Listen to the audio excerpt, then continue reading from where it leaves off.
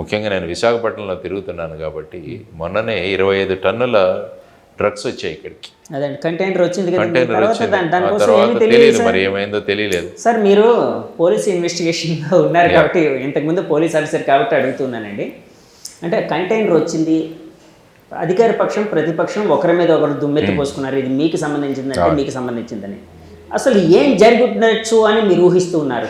అందుకే నేను చెప్తాను, ఇన్వెస్టిగేటింగ్ ఏజెన్సీస్ ఎప్పుడూ కూడా ఇటువంటి పబ్లిక్తో ఎఫెక్ట్ అయిన విషయం, ఎందుకంటే 25 టన్నుల డ్రగ్స్ రావడం అన్నది సాధారణ విషయం కాదు. ప్రజలందరినీ కూడా ఆందోళనకు గురి చేసింది, ముఖ్యంగా మహిళలను.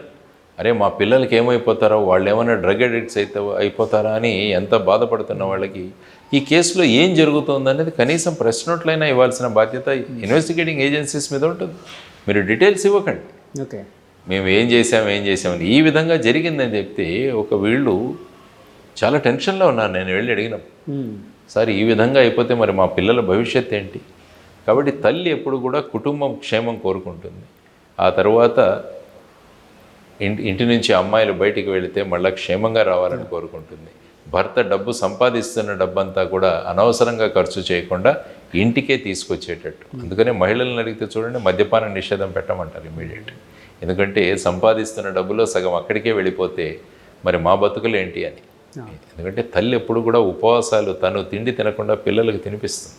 కాబట్టి అటువంటి తల్లి యొక్క అభిప్రాయాలు చాలా ముఖ్యమైనవి. వాళ్ళు ఇవే కోరుకుంటున్నారు, ఉపాధి రావాలి, మా పిల్లలు ఎక్కడికెక్కడికో వెళ్ళిపోతున్నారు, మా పిల్లలతో ఉండే సమయం కూడా మాకు ఉండట్లేదు, కాబట్టి ఇక్కడే రాష్ట్రంలో ఎందుకు మీరు ఉపాధి కల్పించడం లేదు, ఇవన్నీ కూడా వాళ్ళు కోరుకుంటున్న ఇది. ఇక్కడికి కంటైనర్ డ్రగ్స్తో కూడిన కంటైనర్ వచ్చిన దాని మీద అధికార పక్షం ప్రతిపక్షం ఒకరి మీద ఒకరు దుమ్మెత్తి పోసుకున్నారు. సరే, అక్కడ నిజమైతే మాలాంటి ప్రజలకు తెలియదు అసలు ఏం జరిగింది, అంటే ఎవరి హస్తం ఉందనేది మాలాంటి వాళ్ళకి ఎవరికి తెలియదు. కానీ బీయింగ్ ఏ ఇన్వెస్టిగేటివ్ ఆఫీసర్ అంటే ఇంతకుముందు మీకు ఎక్స్పీరియన్స్ ఉంది కాబట్టి, అంటే ఇప్పుడు అక్కడ విషయాలన్నీ ప్రతిదీ తెలియాలని కాదు, కానీ ఏం జరిగి ఉండొచ్చు అన్న దాని మీద ఒక క్వశ్చన్ అడిగాను సార్. దాన్ని అంటే ఒక్కసారి చెప్పండి. ఇప్పుడు ఏమవుతుందంటే దాంట్లో unless you have the details, container order చేసిన వాళ్ళు ఎవరు, ఎందుకు చేశారు, భారతదేశంలోనే ఈస్ట్ ఇంత తక్కువ ధరలో మనకు దొరుకుతున్నప్పుడు బ్రెజిల్ నుంచి తీసుకురావాల్సిన అవసరం ఏంటి? ఐ థింక్ ఇక్కడ 76 రూపాయలు ఎంతో అనుకుంటాను కిలో. అంటే చెరుకు నుంచి తయారు చేసేది కదా సార్, అదే కదా. అక్కడ 150 రూపాయలు అంట. 150 రూపాయలు ఇంత షిప్లో వేసుకొని ఇక్కడికి తీసుకురావాల్సిన అవసరం ఏముంది? అంటే ఎక్కడో రూటింగ్ జరుగుతోంది ఈ డ్రగ్స్. ఓకే. ఎందుకంటే ఇంతకుముందు ముంద్రా పోర్టు కూడా మీరు చూసుకుంటే 2021-22లో 3000 కిలోల హీరోయిన్ దొరికింది అక్కడ. అది కూడా ఎవరో విజయవాడ వాళ్ళు ఆర్డర్ చేసిన కంటైనర్, అక్కడ ఇంటర్సెప్ట్ అయింది. అంటే ఈ ఆంధ్రప్రదేశ్ అన్నది ఒక డ్రగ్స్ క్యాపిటల్గా తయారైందా? ఎక్కడ గంజాయి పట్టుబడినా కూడా దాని మూలాలన్నీ కూడా మన ఇక్కడ ఏజెన్సీ ప్రాంతంలో ఏఓబిలో జరుగుతున్నాయి, ఆంధ్ర ఒరిస్సా బార్డర్ దగ్గర కల్టివేషన్. సో ఇవన్నీ చూసుకుంటుంటే ఏమవుతుంది ఫైనల్గా రాష్ట్రం గురించి, రాష్ట్రంలోని యువతరం ఏమవుతుంది? చాలా డ్రగ్ అడిక్షన్ సెంటర్లో చూసినా కూడా చాలా హృదయ విదారక కండిషన్లు ఉంటున్నాయి. చాలామంది కుటుంబాల్లో బయటికి రావట్లేదు, చాలామంది పిల్లలు డ్రగ్ అడిక్ట్స్ అవుతున్నారు. నేను ప్రచారంలోకి వెళుతున్నప్పుడు చాలామంది చెప్తారు, సాయంత్రం అవగానే ఇక్కడ ఫ్రీగా డ్రగ్స్ దొరుకుతాయండి, అంత యథేచ్ఛగా దొరుకుతున్నాయండి అంటారు వాళ్ళు. తల్లిదండ్రులు చెప్తున్నది, ఎందుకంటే ఫైనల్గా ఆ పిల్లలను తల్లిదండ్రులుగా భరించాల్సి. సార్ వ్యవస్థలు ఏం చేస్తున్నట్టే సార్, మరి చేయాలి వ్యవస్థలు. పోలీసు వ్యవస్థ కానీ ఇంకా వ్యవస్థలన్నీ ఉన్నాయి కదండి. అంటే అంత యథేచ్ఛగా గంజాయి ఇలాంటివన్నీ దొరుకుతూ, అందుకనే అంటున్నాను ఈ కంటైనర్ వెనకాల ఎవరు ఉన్నారన్నది బయటికి రావాలి. ఈ కంటైనర్ వెనకాల ఏదైనా పొలిటికల్ శక్తులు దాగి ఉన్నాయో, who ever it may be, బయటికి తీసుకురావాల్సిన బాధ్యత ఉంది. కాబట్టి ఆ ఏజెన్సీస్ అనేవి చెప్పాలి ఈ కేసులో. ఎందుకంటే నేను విశాఖ పౌరుడిగా నేను అడుగుతున్నారు వీళ్ళని, చెప్పండి ఈ కంటైనర్ ఎందుకు వచ్చింది, ఎవరు తీసుకొచ్చారు, ఏమైంది ఈ కంటైనర్, ఇవన్నీ కూడా ప్రెస్ నోట్స్ ద్వారా సిబిఐ కూడా చెప్పాల్సిన అవసరం ఉంది. ఎందుకంటే ఇది ఒక స్మాల్ ఇన్వెస్టిగేషన్ కాదు, it is affecting the lives of people. ప్రజల యొక్క జీవితాలతో, యువతరం యొక్క జీవితాలతో ఆడుకుంటున్న విషయం. ఈ విషయంలో క్లారిటీ రావాలి, లేకుంటే తల్లిదండ్రులు ఎంత ఆందోళనలో ఉన్నారో మీకు తెలియదు. సో వీటన్నిటి గురించి ఆలోచించాలన్నదే మా కాన్సెప్ట్. ముఖ్యంగా పురుషులు అడుగుతున్న ముఖ్యమైన డిమాండ్ ఏంటంటే రాష్ట్రంలో పరిశ్రమలు రావాలి, రాష్ట్రంలో అభివృద్ధి జరగాలి, తర్వాత వచ్చేసి ఉపాధి ఆఫ్ కోర్స్. ఓకే. సో ఈ విధంగా ఆలోచిస్తున్న సందర్భాలు మనకు కనిపిస్తాయి. సో ఆ విధమైన పరిస్థితుల్లో ఇది ప్రభుత్వ బాధ్యత అవుతుంది. ఎప్పుడు కూడా ప్రభుత్వ బాధ్యత అన్ని వర్గాలను కూడా మనం సాటిస్ఫై చేయగలగాలి. అది బేసిక్ మన రెస్పాన్సిబిలిటీ. ఏమడుగుతున్నారు? ఉద్యోగాలు అడుగుతున్నారు. మొన్న మీరు చూడండి, గవర్నమెంట్ యొక్క చీఫ్ అడ్వైజరు ఆయన ఏమంటాడంటే, ప్రభుత్వం ఉద్యోగాలు సృష్టించడం గవర్నమెంట్ పని కాదంటాడు, సెంట్రల్ గవర్నమెంట్. మోడీ గారు ఏమన్నారు, ఆయన ప్రతి సంవత్సరము నేను 2 కోట్ల ఉద్యోగాలు సృష్టిస్తానన్నారు మోడీ గారు. ఆ తర్వాత ఎలక్షన్ ముందు మరి ఆ తర్వాత మాట్లాడట్లేదు. అమిత్ షా గారు అయితే జుమ్లా అంటాడు. ఆయన ఏమన్నా అంటే జుమ్లా అంటే ఎలక్షన్ అప్పుడు ఏవో మాట్లాడుతుంటున్నాం మేము అంటాడు. మరి మన క్రెడిబిలిటీ ఎక్కడ ఉంటుంది? అంటే మాయ ఏదో జుమ్లా అంటే భ్రమ కల్పించడం. ఓ జుమ్లా హై అంటాడు. అంటే ఇదేంటి మరి సీరియస్నెస్ లేదా? కాదు సార్, వాళ్ళంతటి వాళ్ళే ఒప్పుకుంటున్నట్ట మేము అంటే అవసరానికి భ్రమలు కల్పిస్తాము అని. మరి అంతే కదా. మరి చీఫ్ ఎకనామిక్ అడ్వైజర్ అతను ఎలా మాట్లాడతాడండి? ప్రభుత్వ ఉద్యోగాలు సృష్టించమన్నది ప్రభుత్వం. మీరు ప్రభుత్వ ఉద్యోగాలు కాదు, ప్రైవేటు ఉద్యోగాలు కూడా రావాలంటే మీ ఎకనామిక్ పాలసీస్ సక్రమంగా ఉండాలి కదా. మొన్నటికి మొన్న మీరు చూస్తే 2 వ్యక్తులు రష్యా వార్లో చనిపోయారు, భారతీయులు.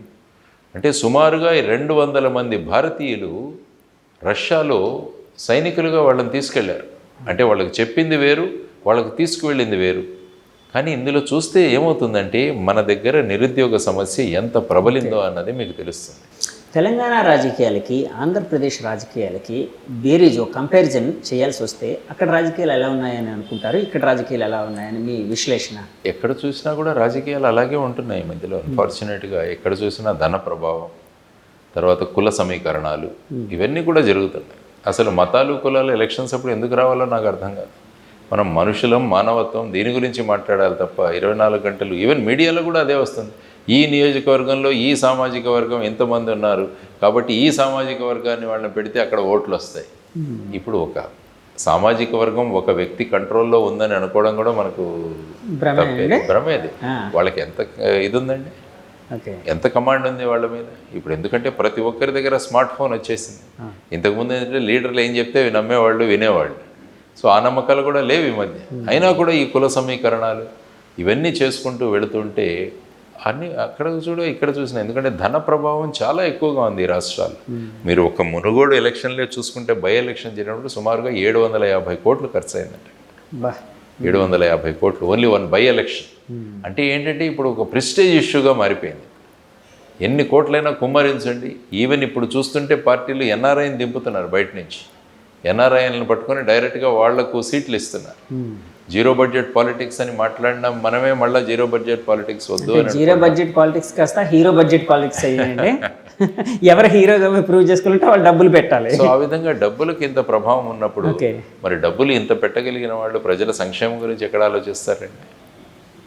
కాబట్టి వీలైనన్ని ఫ్రీబీస్ ఇవ్వడము, ఇవి ఇవ్వడము తప్ప ఆ తర్వాత మీకు మాకు సంబంధం లేదన్న భావనే ఉంటుంది ఎప్పుడు కూడా ప్రజలు. కాబట్టి ఎలాగైనా చూసి ఈ ధన ప్రభావాన్ని తగ్గించాలి అన్నది చాలా ముఖ్యం.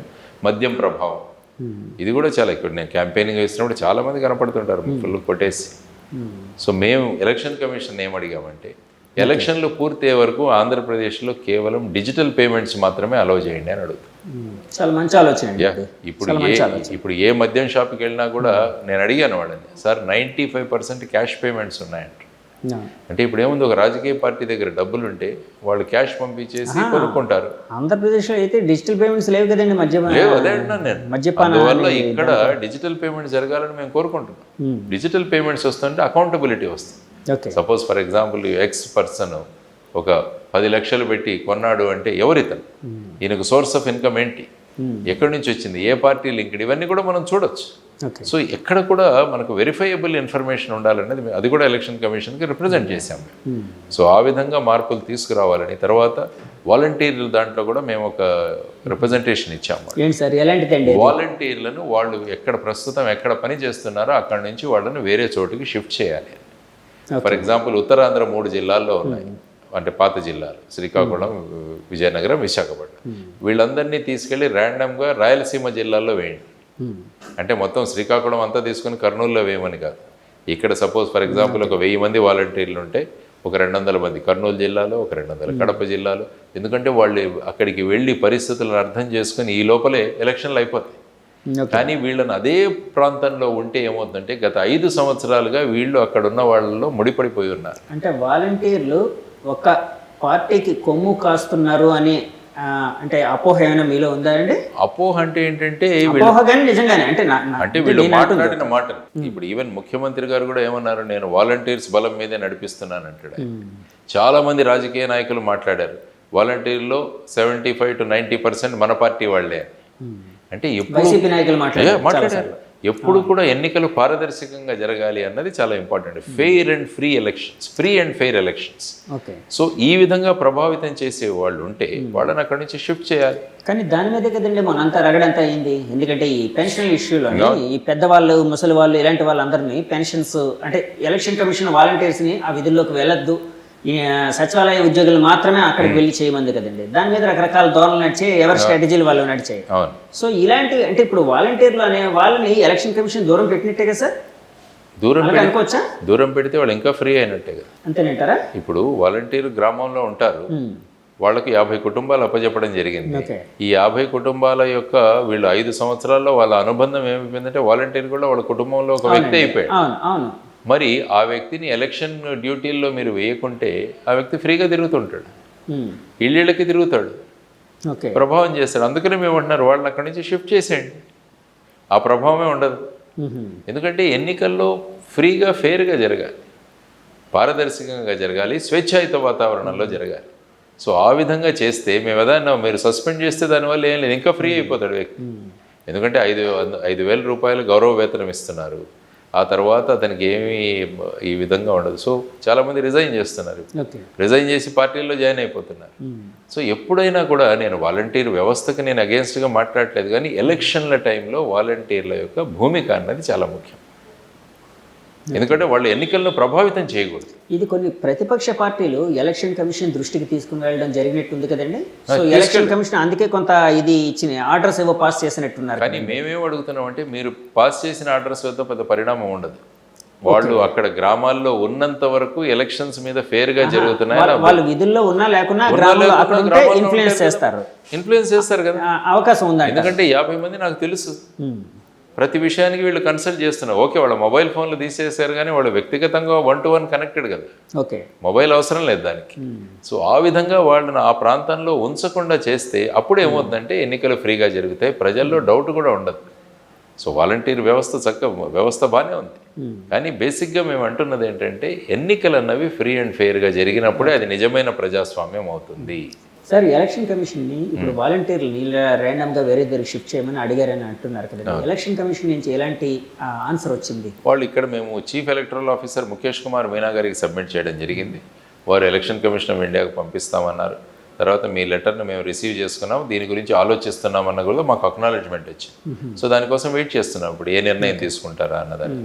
అదేవిధంగా DRDA staff, district rural and developmental agency, వాళ్ళు కూడా డ్వాక్రా మహిళలు, వీళ్ళతో చాలా అనుబంధం ఉంటుంది. తర్వాత అర్బన్ పావర్టీ ఎలివేషన్ ఒక ఇది కూడా ఉంటుంది, అది మెస్పానో ఏదో అంటారు దాన్ని. సో వాళ్ళు కూడా ఈ విధంగా వాళ్ళతో లింకప్ అయి ఉంటారు, వాళ్ళ ప్రభావం కూడా చాలా ఉంటుంది. కాబట్టి వీళ్ళని కూడా వేరే డిస్ట్రిక్ట్స్ ట్రాన్స్ఫర్ చేయండి అని కూడా మేము అడగడం జరిగింది. మా ప్రధాన ఉద్దేశం ఏంటంటే ఓటర్ అన్న వ్యక్తి స్వతంత్రంగా ఆలోచించి ఓటు వేయాలి, ఎవరి ప్రభావం మీద కాకుండా వేయాలన్నది ఒక కాన్సెప్ట్, అది మేము కోరుకుంటాం. సార్, మొన్న జరిగిన రగడ ఏదైతే ఉందో అంటే పెన్షన్కి సంబంధించి, అంటే పెద్దవాళ్ళ పెన్షన్లకి సంబంధించి, అందులో అంటే ఎవరిది తప్పు ఎవరిది ఒప్పు అని భావించవచ్చు అంటే మీ ఎనాలిసిస్? ఇప్పుడు పెన్షన్ విధానం మన స్టేట్లో ఏంటంటే పెన్షన్ వదిలేసి మిగతావన్నీ కూడా డైరెక్ట్గా అకౌంట్లోకి వేస్తున్నారు. బటన్ నొక్కితే వాళ్ళ అకౌంట్లోకి వెళ్తుంది. ఓన్లీ పెన్షన్ అన్నది వెళ్ళి క్యాష్లో పే చేస్తున్నారు వాళ్ళకి. అంటే అక్కడ పెద్దవాళ్ళు కదా, ఆ విషయం అయ్యి ఉండొచ్చు అండి. అంటే డిజిటల్గా వాళ్ళకి అవగాహన లేకపోవడం అన్నది అవ్వచ్చు. కాబట్టి క్యాష్ ఇస్తాను, అందులో దెర్ ఇస్ నో ప్రాబ్లం. కాబట్టి ఆల్రెడీ సచివాలయం స్టాఫ్ ఉంది మనకు అక్కడ, ప్రతి గ్రామ సచివాలయం ఉంది, అందులో స్టాఫ్ ఉంది. ఏముంది, డబ్బులు ఇస్తే వాళ్ళు లిస్ట్ ప్రకారం వెళ్ళి ఇంట్లో డెలివరీ చేయడం కదా. ఇదేం రాకెట్ సైన్స్ కాదు, ఇదే రాకెట్ సైన్స్ ఏం కాదు. ఇందులో ఏదైనా కెమిస్ట్రీ చేయాలి, ఎక్స్పెరిమెంట్ చేయాలి, ఈ రెండు కలపాలి, ఒక పదార్థం వస్తుంది, అదే ఏం కాదు కదా. గవర్నమెంట్ డబ్బులు ఇస్తే ఆ డబ్బులు క్యాష్ రూపంలో వెళ్ళి ఆ బెనిఫిషరీస్కి ఇవ్వాలి. ఏముంది, ఎవరైనా ఇవ్వచ్చు. రేపు నాకు ఇస్తే రేపు గ్రామంలోకి వెళ్ళి ఎవరు ఎక్కడ ఉన్నారని చెప్పి నేను కూడా ఇచ్చొస్తాను. దానికోసం వాలంటీర్లే ఉండాలా అన్నది ఏమీ లేదు. కాబట్టి గ్రామ సచివాలయాలకి ఇవ్వమని చెప్పింది, ఇంకా గ్రామ సచివాలయాలకు వెళ్ళి తీసుకోమని చెప్పారు. ఇన్ కేస్ ఎవరైనా అక్కడికి వెళ్ళలేకుంటే గ్రామ సచివాలయంలో ఉన్న మెంబర్స్ వాళ్ళ ఇంటికి వెళ్ళి ఇవ్వాలి అన్నది. ఇప్పుడు చూడండి, ఎందుకంటే ఎన్నికల సమయంలో మోడల్ కోడ్ ఆఫ్ కండక్ట్ ఉన్నప్పుడు అనేక విషయాలను తీసేస్తారు. నేను వందే భారత్లో ప్రయాణం చేస్తుంటారు మామూలుగా విశాఖపట్నం నుంచి విజయవాడ వెళ్ళేటప్పుడు. అందులో వందే భారత్ ట్రైన్ ఎక్కగానే మోడీ గారే కనిపిస్తారు మొత్తం ప్రయాణం అంతా కూడా. మొత్తం అంతే అండి.